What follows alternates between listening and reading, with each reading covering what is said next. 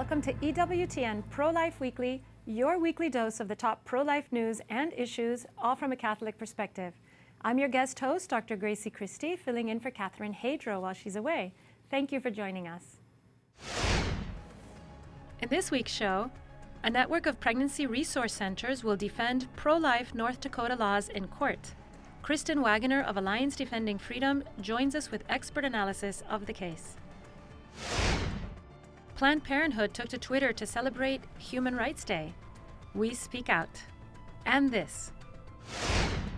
We were fearful for all the other patients who would see that, hear that message, and give up hope. We bring you the story of Kristen Hansen, a widow who honors her late husband's legacy by fighting efforts to legalize physician-assisted suicide. But first, our top story. The Democratic-controlled House passed this week a $1.4 trillion spending package, but the pro-life movement has something to celebrate. The 2,313-page bill contains an unusual number of add-ons, including raising the nationwide age for purchasing tobacco products from 18 to 21. House Republicans succeeded in protecting key pro-life provisions, including the Pro-Life Global Health Initiative. The legislation prevents a government shutdown right before Christmas. Joining us now from Washington is EWTN News Nightly Capitol Hill correspondent Jason Calvi. Hello, Jason. Thanks for having me on. Jason, tell us about this spending bill and why was it so urgent?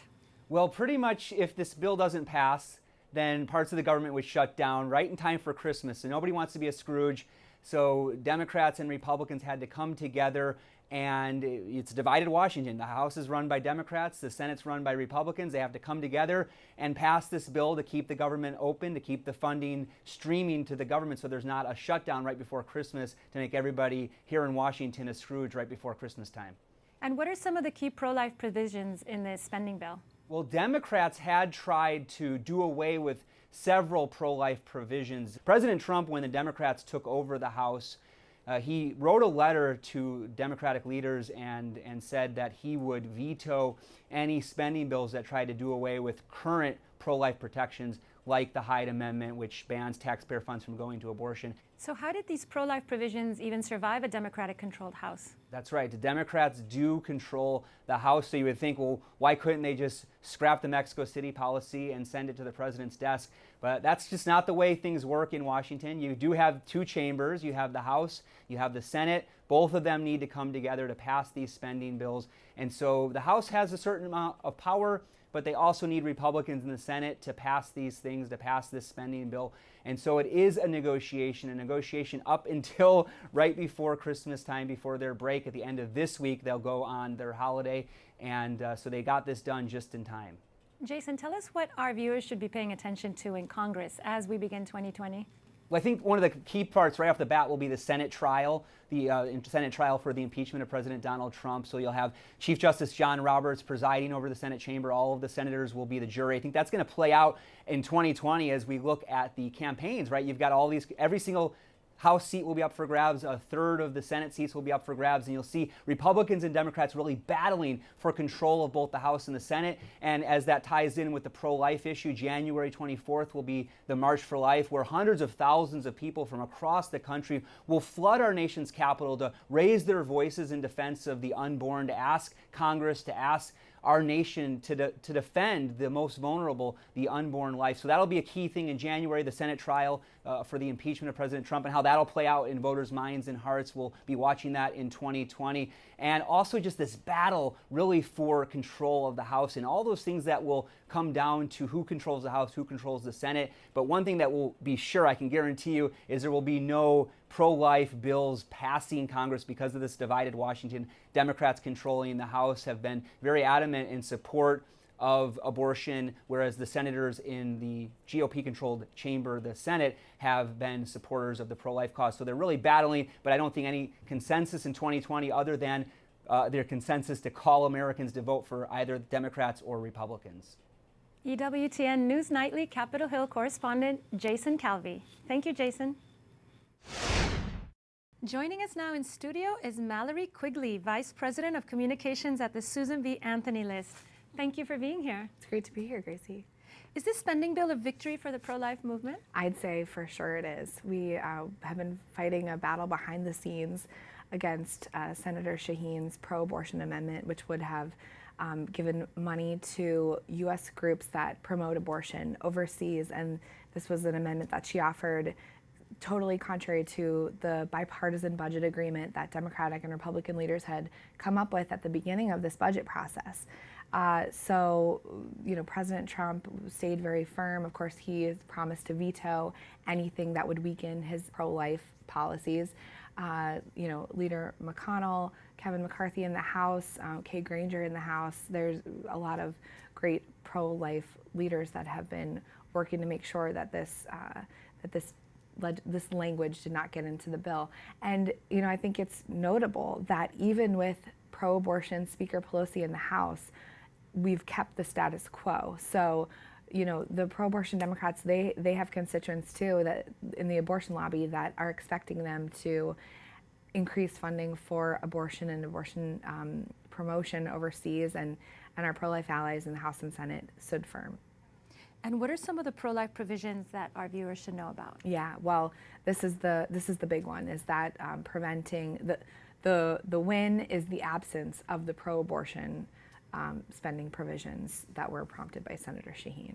I also wanted to ask you, Mallory, as we near the end of 2019, what were some of the biggest legislative accomplishments for the pro-life movement this year? Yeah, well, a lot of the legislative accomplishments happened actually at the state level. And that was, think back to January, where we were with Governor Cuomo lighting up the One World Trade Center pink to celebrate abortion on demand, and Governor Northam and the Commonwealth of Virginia. And pro-life state legislators, they saw this extremism and they reacted to it in a big way. And we saw more than 60 pro-life bills be passed at the state level. And some of these, very strong heartbeat legislation.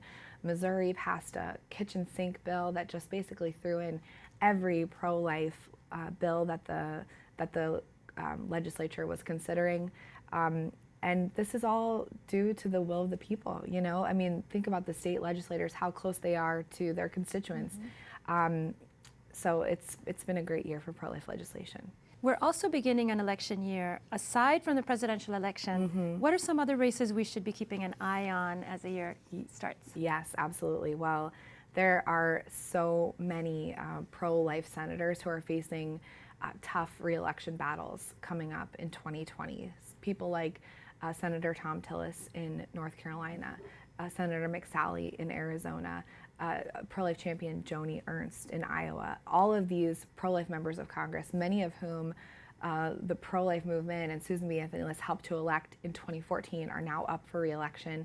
And why is the Senate so important? Because the Senate is where the president's judicial nominees are confirmed.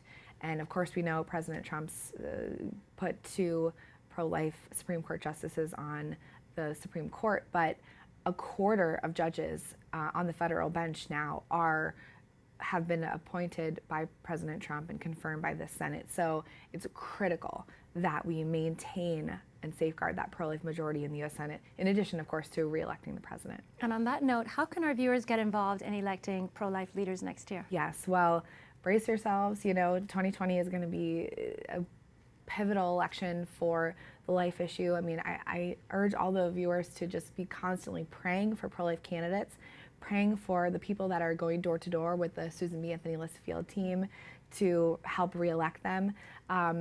Pray for the truth to be known and for there to be clarity in this election between the two sides. Mallory Quigley, Vice President of Communications at the Susan B. Anthony List. Thank you, Mallory. It's a great pleasure.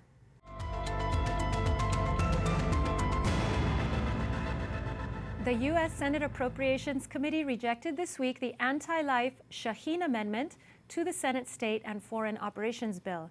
If enacted, the amendment would have increased funding for domestic organizations that promote abortion overseas. Domestic organizations that work overseas are not subject to the Protecting Life and Global Health Assistance Program, and some receiving international family planning funding under state and foreign operations promote abortion. The Shaheen Amendment to the Senate State and Foreign Operations Bill would have increased funds to these groups, and that brings us to this week's call to action. Go to ProLifeWeekly.com to thank President Trump and key pro-life leaders in Congress for stopping pro-abortion policies in the government spending bill. Once you get to the website, You will be able to type in your basic information so we can tailor this message for the president and for your specific lawmaker and send it straight to them. Again, the Shaheen Amendment to the Senate State and Foreign Operations Bill would have increased funds to groups that actively promote abortion overseas. It is a crucial victory for the pro-life movement that Congress did not increase funding for these groups. Thank President Trump and key pro-life leaders in Congress for stopping pro-abortion policies in the government spending bill by going to ProLifeWeekly.com. Turning now to our next story, a network of pregnancy resource centers will defend pro-life North Dakota laws in court. Heartbeat International, which operates 2 affiliated pregnancy centers in North Dakota, filed a motion to intervene in defense of 2 North Dakota pro-life laws last month. In June, the American Medical Association partnered with the Center for Reproductive Rights and the Red River Women's Clinic, the only abortion clinic in North Dakota, to challenge 2 North Dakota laws, one that requires abortionists to inform women that the procedure terminates, quote, the life of a whole, separate, unique, living human being, and another requiring they be informed that the chemical abortion process may be reversed if treated quickly. The AMA and its partners claim the laws are unconstitutional. Heartbeat International said in a statement that its work would be impacted by the lawsuit's outcome. And joining us now from Phoenix, Arizona is Kristen Wagoner, who serves as Senior Vice President of U.S. Legal Division and Communications with Alliance Defending Freedom, the firm representing Heartbeat International in this case. Kristen, thank you for being here. Thanks for having me. Can you explain the process of intervening in a lawsuit? What does that mean? Well, sure. A lawsuit is filed by a plaintiff and a defendant, and an intervener is a party that asks the court to become a part of that lawsuit. We represent Heartbeat International, which is the world's largest network of pregnancy resource centers, and we are now a party to this lawsuit in North Dakota. Can you tell us what exactly these 2 pro-life laws in North Dakota require? Well, essentially, the core issue is whether abortionists have to fully inform their patients about the child that is in the mother's womb, as well as abortion pill reversal, which is an option that women have if they face regret after taking the first pill of 2 doses in a chemical abortion, and they want to reverse the effects of that abortion in that pill. And why are these North Dakota laws in the interest of the health and safety of women? Well, because as with all patients, informed choice is something that we should all want, regardless of which side of this debate we're on. Patients deserve to know the risks and all of the information related to a medical procedure. And that's certainly true for women who are thinking about abortion. You don't give up that right just because you're thinking about abortion. And how could Heartbeat International's work be impacted by this lawsuit? Well, first of all, Heartbeat, they believe that the best choice is an informed choice and that women shouldn't give up their right to be fully informed before they make this kind of a decision. They have about 800 healthcare providers around the nation that have actually been able to help over 900 women save their children after initially making a decision to have a chemical abortion. So they believe that women having all of the necessary information is in the woman's best interest, but it's also in the interest of the child who, when the woman has regret, may reverse her decision and save the life of that child. What do you make of the American Medical Association partnering with pro-abortion groups for this lawsuit? I think it's so unfortunate. The American Medical Association is becoming more and more politicized. And what we know is that these laws, the challenge to the law, they couldn't even find a woman to file the lawsuit. This is about padding the bottom line for Planned Parenthood, and we, again, as people that are either pro-life or pro-abortion, should want women to have informed consent and make informed choices. No, it's actually just 25% of doctors in the United States that are members of the American Medical Association, so they certainly do not speak for all of us. You're absolutely right. In fact, the majority of doctors in North Dakota are not members of the American Medical Association, and the AMA couldn't even find a woman to file suit in this particular case. That's because the best choice is an informed choice, and it's in women's interest to have all the information before they make this procedure, this choice. Kristen Wagoner, Senior Vice President of U.S. Legal Division and Communications, Alliance Defending Freedom. Thank you, Kristen. Thank you. When we come back, and we knew going through it that the most important thing a patient or their caregivers could have is hope. even if it's just hope for that day. We bring you the story of Kristen Hansen, a widow who honors her late husband's legacy by fighting efforts to legalize physician-assisted suicide. Stay tuned as EWTN ProLife Weekly continues after this break.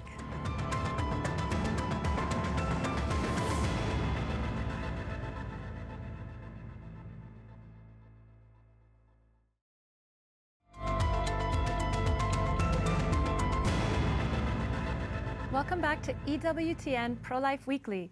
I'm Dr. Gracie Christie, filling in for Catherine Hadro. Planned Parenthood took to Twitter to celebrate Human Rights Day with a glaring omission. That is this week's Speak Out segment. In honor of Human Rights Day, Planned Parenthood, the nation's largest abortion provider, tweeted, quote, "Human rights for all, no exceptions." But that wasn't all. Planned Parenthood even hid some of the critical responses to its tweet. Planned Parenthood might tweet that they don't believe in exceptions to human rights, but they make exceptions to human rights every day, every time they end the life of an unborn child. Abortion isn't a human right, and as a doctor, I can tell you it isn't healthcare either. And remember, there is something you can do to counter today's culture of death. Follow this week's call to action. Go to ProLifeWeekly.com to thank President Trump and key pro-life leaders in Congress for stopping pro-abortion policies in the government spending bill. This week, Catherine Hadro brings you the story of Kristen Hansen, a widow who honors her late husband's legacy by fighting efforts to legalize physician-assisted suicide. I've been inspired by Kristen's story and by her bravery in facing life's adversities. Here is this week's ProLife Focus. Kristen Hansen, thanks so much for taking time to be with us today. Thank you for having me, Catherine. It is our honor to have you, and we're here to speak about your husband, JJ. Tell us about JJ. JJ was such an incredible person. He was a Marine Corps war veteran. He served in New York under two Democratic governors, and he was a volunteer fireman. He was the love of my life and my best friend. He's the father of my two sons. Can you tell us about when he was diagnosed with brain cancer and a little bit about that journey? So JJ and I, we had just moved down to Florida. He was 33 years old, healthy. We had no idea that anything was wrong. We had just had our son James. He was 1 year old at the time. And JJ went to work like any other normal day. And by the afternoon, I received a phone call saying that he had had a seizure and he was in the hospital, and I needed to get there as quickly as I could. It was a shock. I had no idea what was going on. I didn't know what to expect. And what was his diagnosis at that time?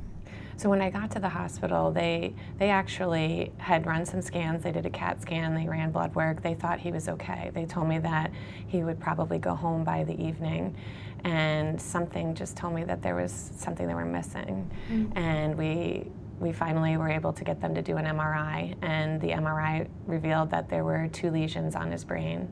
They ended up doing a biopsy, and the biopsy showed that he had brain cancer. It took 2 more weeks to find out through the pathology that it was glioblastoma multiforme, the most aggressive form of brain cancer that there is. He was given just a few months to live. The neurosurgeon who performed the biopsy said that it was inoperable because it was located right on his speech center. So if we were to do surgery, the risk was too great that he would lose all ability to speak and understand language. And so because of that, they said 4 months left to live, if we were lucky, perhaps a year. And yet he lived 3.5 years beyond that, isn't that right? It is, yeah. I remember the moment where the doctor told me that because of the cancer it was 4 months, if it had been a less aggressive cancer, brain cancer, maybe 3 years. And I remember in that moment everything stopped, and all I could think of was why? Why just 4 months? I would give anything for 3 years. And thankfully we didn't listen to that first neurosurgeon, and we went and got second and third opinions and found a neurosurgeon who removed the tumors. JJ did standard and experimental treatment, and he ended up living 3.5 years. Incredible. And in those 3.5 years, you and JJ decided to be a witness against assisted suicide. Can you tell us about why you two made that decision to fight this battle? You know, this wasn't an issue that JJ or myself would have been involved in before that. Talking about death is not easy, and most of us, our initial reaction is we don't want to talk about it. And assisted suicide is very sensitive because the way it's portrayed in the media is that this is someone's personal choice. Who are you to question that and try to take that choice away from them? And it's very easy to be fearful of that and not want to talk about it. But going through what we went through, it was about 5 months into JJ's diagnosis, after a short period of a few weeks where he was not doing well. Physically, emotionally, the treatments were taking a toll on him. He had become very depressed. We didn't know it at the time. We were there with him, loving him, supporting him, but it wasn't until later he shared that he had some very dark days where he questioned everything. He wondered, is this worth it? If I'm gonna die anyway, why am I fighting? Am I too much of a burden to all of you? He felt like it was a burden for us to care for him, even though we didn't feel that way, of course. And it was after that, shortly after that, when we saw Brittany Maynard on TV. Right. And we saw how assisted suicide was being portrayed. It was this message of hopelessness that no matter what you do, this is the compassionate and dignified way of dying. And if you're a patient like JJ, he had the exact same cancer as Brittany. There was no hope of living. And at that point, JJ was going into remission and he was responding to the treatment. So we were just shocked. We were fearful for all the other patients who would see that, hear that message, and give up hope. And we knew, going through it, that the most important thing a patient or their caregivers could have is hope. Even if it's just hope for that day, you know, hope is so important to all of us. As a caregiver, as someone who loved and cared for someone who was dying from cancer, can you share with us what those last years meant to you? Oh my goodness.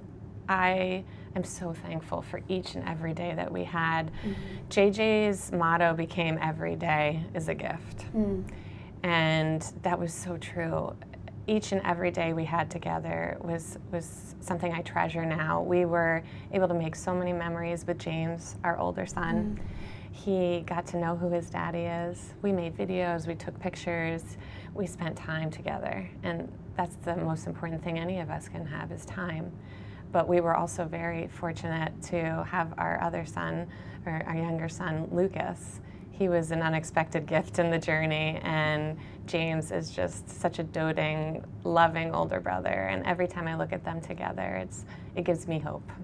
What a gift. And yet we are seeing this propaganda and this messaging that physician-assisted suicide is some form of a medical treatment. Is that dangerous? Oh my goodness, it's so dangerous. And ultimately that is why we decided to become involved, because JJ, having worked in politics and in state government, he saw that people weren't being made aware of the very real dangers of when assisted suicide becomes public policy. You may, in theory, agree with this idea of personal autonomy and choice, that if this decision truly does not impact others, they should have the right to do that. But he saw that in reality, that's not the case. When you treat a patient with assisted suicide, it becomes medical care and medical treatment, and that impacts all of us. We have a profit-driven healthcare system, and one person's decision does impact us. And what really scares me as a caregiver is that we are seeing in states where this is legal, in California and Oregon specifically, we have some cases where patients who have curable cancer, not even terminal cancer like JJ, their insurance companies are denying them coverage for treatment, which makes them terminal then, and then offering assisted suicide instead. So what would you say to legislators who might be considering assisted suicide legislation? I've had the opportunity to speak with legislators, and we speak with legislators who span the political spectrum, and we work with disability rights groups, we work with medical professional societies, and really the top three things that I always try to point out is that, one, doctors make mistakes. Look at JJ, his doctors were so very wrong, and that's not unusual. It's very difficult to prognosticate 6 months or more out how much time you have left to live. Patients outlive their 6 months about 20% of the time. Doctors underestimate how much patients are going to live, how long they're going to live. Second is that JJ, having gone through what he went through, we saw that the safeguards in these laws are inadequate. He experienced a period of depression, but it wasn't at the time when he could have requested the medication. You see, what happens is there are these supposed safeguards in the laws that when a patient requests these lethal medications, their doctor may refer them out for psychological evaluation, but it's not mandatory. And in reality, in Oregon, it happens about 3% of the time. Last year, it was around 3% of patients, very small amount, were ever evaluated for depression. But even if the patient is evaluated and they're not depressed when they receive the medications, no one's required to follow up with you.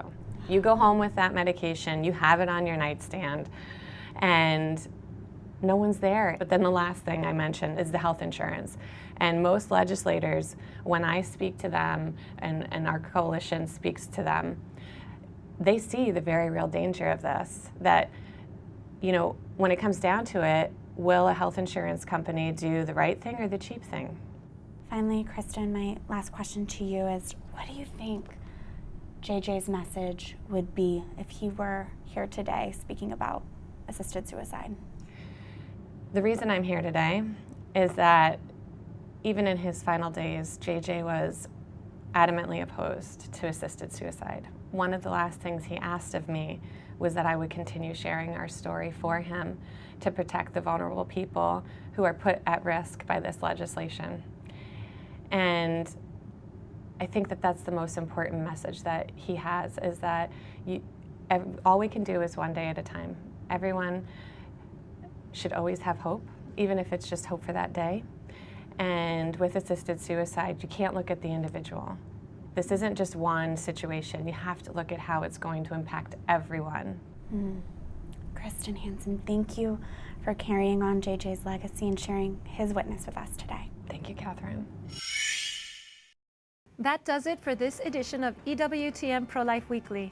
We want to wish you a blessed Advent and a joyous Christmas. Until next time, be sure to reach us at ProLife Weekly at EWTN.com or connect with us on social media. Just search for EWTN ProLife on all the major platforms. And remember, life is a gift.